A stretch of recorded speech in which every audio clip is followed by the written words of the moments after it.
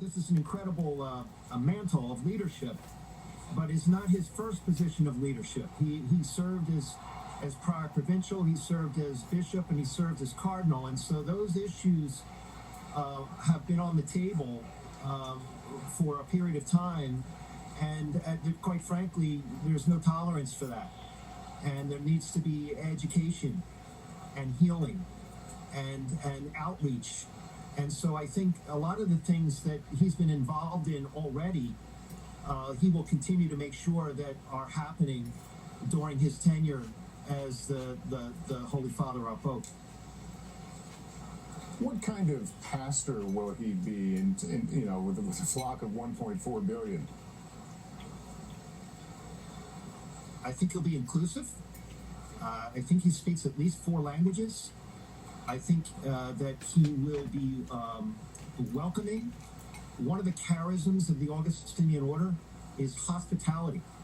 And so for an Augustinian, friendship is of critical value. And so I think people will find him approachable. He has a bit of a twinkle in his eye. He's a good conversationalist. He has a sense of humor. He likes people. He relates well to people. And so I think what we're going to find is someone who is willing to collaborate and to listen. One of the words that we've been using in our church now, and certainly Pope Francis was a promoter of that, was synodality. To listen to the voices of the poor, to listen to the voices of women, to listen to the voices of those who may not always be heard. And so I think you can expect that legacy to continue in Pope Leo XIV.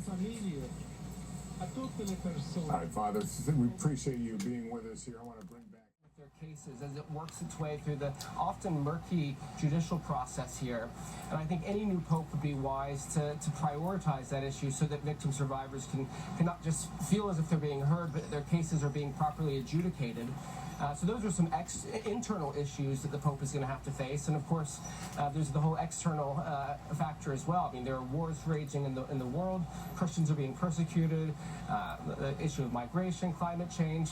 So a Pope is asked to balance a tremendous plate of responsibilities. Former Cardinal Provost, now Pope Leo XIV, is someone who seems to be a real man of government. I was looking back just now over some of my notes that I took after our first meeting, and I was amazed at the number of questions he asked me about the U.S. church because he'd been away from it so long. So I think he's someone that tries to get a sense of the situation before he acts, but certainly now he's going to be doing that for a church of 1.4 billion Catholics in about 200 countries around the world, and that's a heavy lift. All right, shalom, shalom. Giving all glory, honor, and praise to Yahweh Bahasham, Yahweh Shabbat, Hashem Chak. Double honor to the apostles and elders of Great Millstone who teach and well. Shalom to the elect, the 144,000, pushing this truth in all sincerity in the 4 quarters of the earth.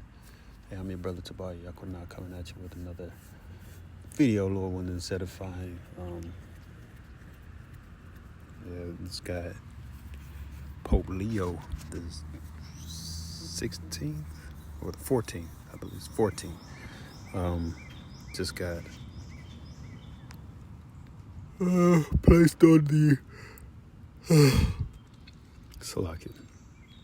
placed on the throne, so to speak, of the Roman Catholic Church.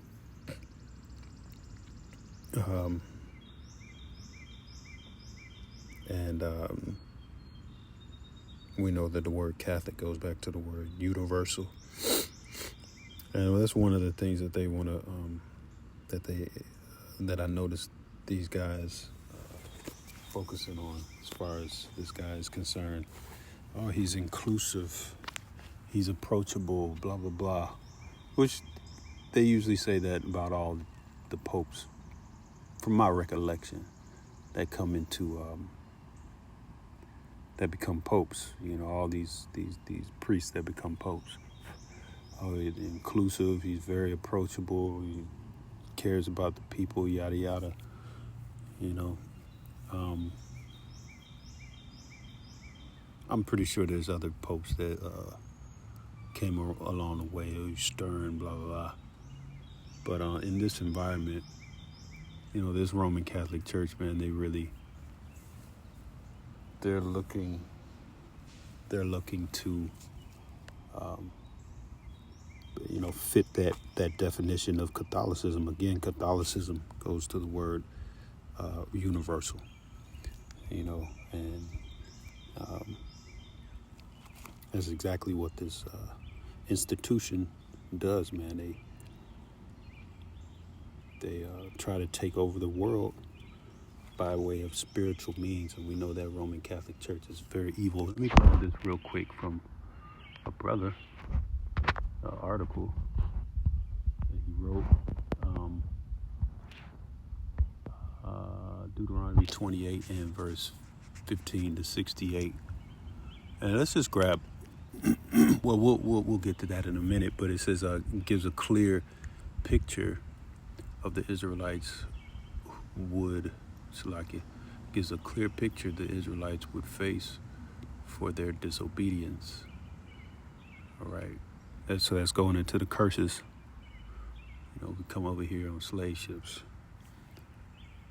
serving chattel slavery. Again, chattel means cattle, so we were treated like livestock. This is the Lord's chosen people, man. This is what, quote unquote, God's people.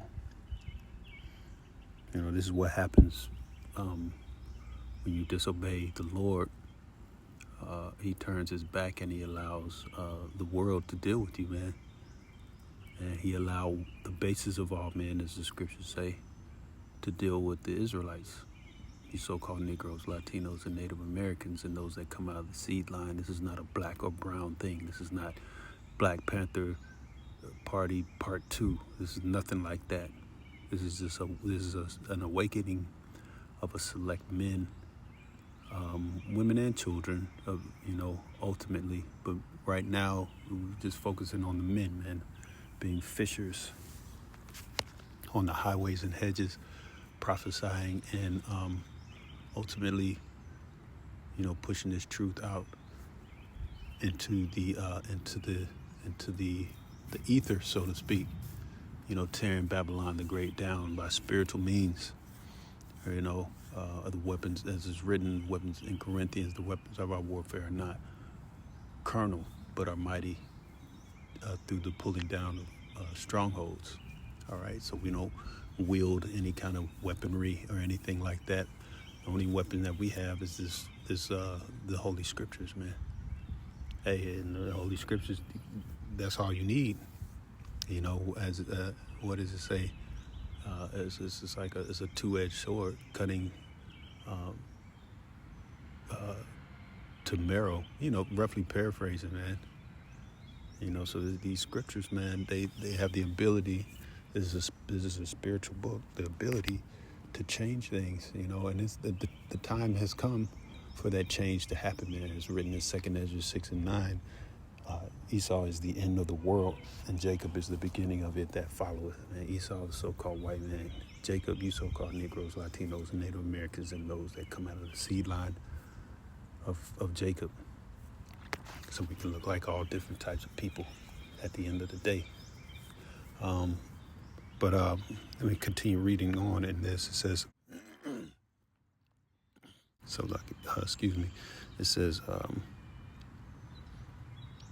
it says history has documented their scattering from one end of the earth to the other. The story of the slave ships looms large in the story of their dispersal. The Catholic Church's papal bulls of 1455 AD and 1493 AD set the stage for chattel slavery. You see that? Let's read that again. The Catholic Church's papal bulls of 1445 AD and 1493 AD set the stage for chattel slavery, which the Jews of Europe supported. And that's talking about, the small headers, man. It's talking about them small headers. Those people that are in the state of Israel right now. All right? And those aren't the people. That's a bastard dwelling in Ashdod. All right? says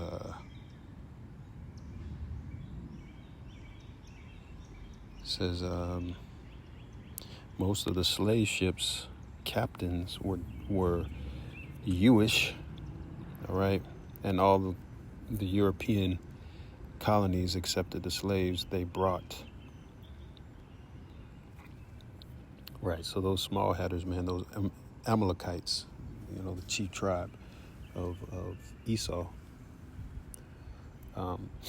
those small hatters, they were a pivotal part of chattel slavery. They funded the slave trade. So this is what you're looking at, man. You're looking at the descendants of those people that rule the world by way of spiritual means, and spread wickedness throughout the world. They even talk about sex scandals, They talk about these sex scandals with children, But there's people in a big ass audience crying and acting like these, it's crazy. It's crazy. It's crazy, man. I don't know how else I don't know what other word to explain it with. It's just nuts. It's just nuts how these people are just delusional.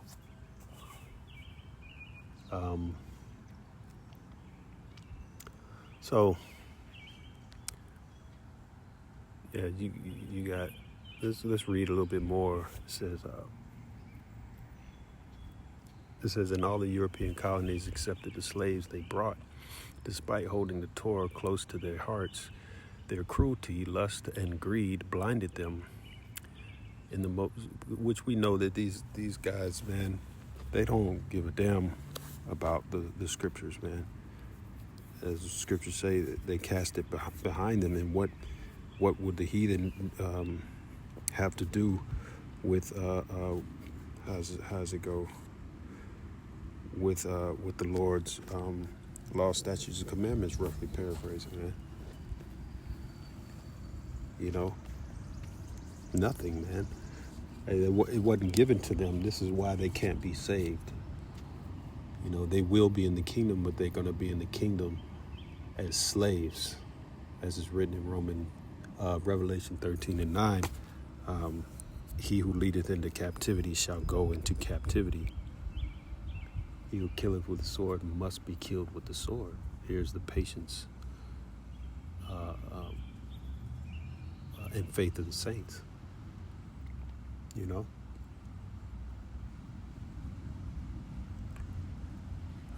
Anyways, I got to roll. Lord willing, that was edifying, giving all glory, honor, and praise to you. Shalom.